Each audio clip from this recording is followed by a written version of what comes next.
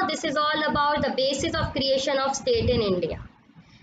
So the creation of linguistic states was the first and a major test for a democratic politics in India. This was done to ensure that people who spoke the same language lived in the same state, example Gujarat, West Bengal, Bihar. क्या हुआ linguistic मतलब जो हमारी राज्य स्तर पे भाषाएं हैं। तो पहले तो ये हुआ कि इनको बचाए रखना, इनका संरक्षण करना है, और जो भी लैंग्वेज अपने राज्य में बोलता है, जैसे गुजराती गुजरात में बोल रहा है, बिहारी बोल रहा है बिहार में, मध्य प्रदेश में बुंदेलखंडी है, तो वो अपनी स्टेट में अपनी रीजनल लैंग्वेज या लोकल लैंग्वेज, या अगर कुछ ट्राइब्स है तो वो भी जनजाति अपनी लैंग्वेज बोल सकते हैं और वो लैंग्वेज संरक्षित रहेंगी, lived in the same state. Second point, we can say that some states were created not on the basis of language, but to recognize difference based on the culture, ethnicity or geography. This includes states like Nagaland, Uttarakhand, Jharkhand. ये सब हमारे आते हैं east side पे, पहाड़ियों के इलाके में. तो ये इनकी लैंग्वेज अलग है पर इनको रिकॉग्नाइजेशन मिलना चाहिए. इनके कल्चर डिफरेंट है, कि गॉडनेस प्रीच है, जोग्राफिकल लोकेशन इनकी डिफरेंट है, काफ़ी ठंडा पर्वतीय इलाके पे यहाँ लोग रहते हैं, तो इनकी भी लैंग्वेज को संरक्षण मिलना बहुत ज़्यादा ज़रूरी है.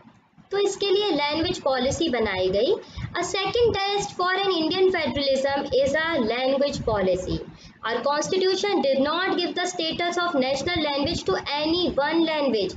Hindi was identified as an official language, but it is the mother tongue of more than 40% of Indians. इसका मतलब ये है कि हिंदी हमारे यहाँ राष्ट्रभाषा घोषित की गई, पर हिंदी का स्टेटस आज भी बरकरार है. ये लैंग्वेज प्रोटेक्टेड है. वैसे हम कहेंगे कि हमारे यहाँ 22 ऑफिशियल लैंग्वेजेस हैं, लेकिन मेजर हिंदी है, तो हम कहते हैं Hindi and other 21 official recognised languages to carry out them as a whole unified state language. Second point हम देखते हैं, the central government set to continue the use of English along with the Hindi for official purpose. क्योंकि हिंदी तो हमारी राष्ट्रभाषा है और mostly 40% of the Indians are speaking Hindi, but English भी ज़रूरी है to complete our language with the international language. क्योंकि इंग्लिश हमारे यहाँ आ गई थी 18th सेंचुरी में ब्रिटिशर्स के थ्रू, तो mostly people of Indian were aware of this language and they started speaking and learning English language. So after independence इसको भी, इंग्लिश को भी हमें एक प्रायोरिटी देनी थी to carry out our trade and other practices of education, क्योंकि हमारा वेस्टर्न एजुकेशन भी आ चुकी थी, to learn English as a main language of the country. तो अब हम बात करते हैं सेंट्रल और स्टेट की रिलेशंस की. Restructuring the center-state relation is one more way in which federalism has been strengthened in practice. All this changed significantly after 1990. This period saw the rise of regional political parties in many states of the country.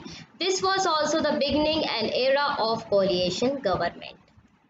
तो इसकी हम बात कर सकते हैं कि central state relation जुड़ा, ताकत में आया, इसने अरेंज किया अपनी पावर को और एक दूसरे की रियलिटी पे डिपेंड करा कि रूलिंग पार्टी लीडर्स रूल करें और both carry out in centre as well as in state, और एक तरीके से ऑटोनमस बॉडी बने, कोलैबोरेट होके काम करें. सपोज सेंट्रल में किसी का पावर है, स्टेट में किसी और का है, तो ये ना करें कि यहाँ हमारी गवर्नमेंट नहीं है, दोनों को मिलके काम करना है. तो जब मिलके काम करना है तो वो coalition government. Suppose for example अगर अभी बीजेपी की गवर्नमेंट है ऑल ओवर इंडिया में, सपोज महाराष्ट्र में कांग्रेस की है, तो अब ये नहीं कर सकते कि हम अपना आपकी बात नहीं मानेंगे और काम नहीं करेंगे. गवर्नमेंट को साथ में लेके काम करना है, चाहे कांग्रेस की हो चाहे बीजेपी हो जिस स्टेट में.